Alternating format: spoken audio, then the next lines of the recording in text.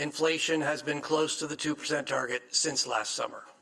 Monetary policy has worked to restore price stability. Second, lower interest rates are boosting household spending and economic activity is picking up. But third, the potential for a trade conflict triggered by new U.S. tariffs on Canadian exports is a major uncertainty. This could be very disruptive to the Canadian economy and is clouding the economic outlook. Aujourd'hui, on a abaissé le taux directeur de 25 Today, we lowered the policy interest rate by 25 basis points. This is our sixth consecutive decrease and brings our policy rate to 3%. We also announced our plan to complete the normalization of our balance sheet, ending quantitative tightening. The bank will restart asset purchases in early March, beginning gradually, so that its balance sheet stabilizes this year and then begins to grow modestly in line with economic growth. We have three main messages this morning.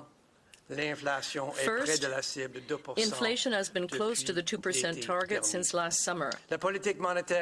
Monetary policy has worked to restore price stability. Second, lower interest rates are boosting household spending, and economic activity is picking up.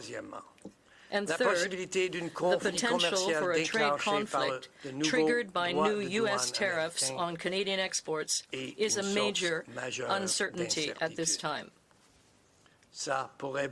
This could be very disruptive to the Canadian economy and is clouding the economic outlook. Since the scope and duration of a possible trade conflict are impossible to predict, the NPR projection we published today provides a baseline forecast in the absence of tariffs. We also provide some discussion of the potential consequences of a major trade conflict. Let me expand on the first two messages before turning to the threat of tariffs. First, inflation. A year ago, inflation was 3%. Short-term expectations were still elevated, and inflationary pressures were broader than normal. In recent months, inflation has remained close to 2%. Business and consumer expectations have largely normalized, and there is no longer evidence of broad-based inflationary pressures. Shelter price inflation remains elevated, but is gradually coming down. While we expect some volatility in CPI inflation due to temporary tax measures, our forecast is that inflation will remain close to the 2% target over the next 2 years. Second, growth.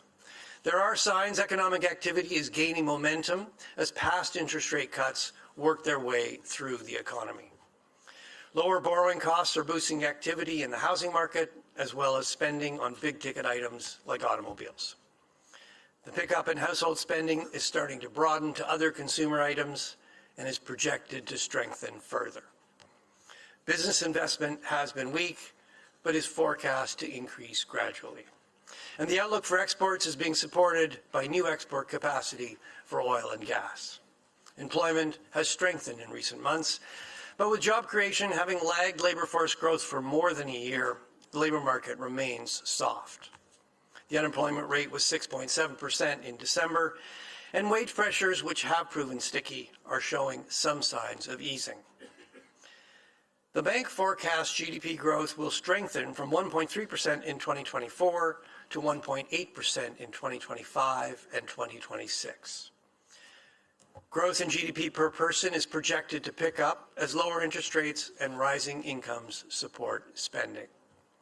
The projected increase in overall GDP growth is more modest than it was in October, largely due to lower population growth that reflects new federal immigration policies. There are risks around the outlook, and Governing Council is equally concerned about inflation rising above 2% or falling below it. Absent the threat of tariffs, the risks to the inflation outlook are roughly balanced. Let me now turn to the question of tariffs. U.S. trade policy is a major source of uncertainty. There are many possible scenarios. There's a lot we don't know. We don't know what new tariffs will be imposed, when, or how long they will last. We don't know the scope of retaliatory measures or what fiscal supports will be provided. And even when we know more about what is going to happen, I do need to be clear, it's still going to be difficult to be precise about the economic impacts because we have little historical experience with tariff changes of the magnitude that the U.S. is contemplating. Nevertheless, some things are clear. A long-lasting and broad-based trade conflict would badly hurt economic activity in Canada.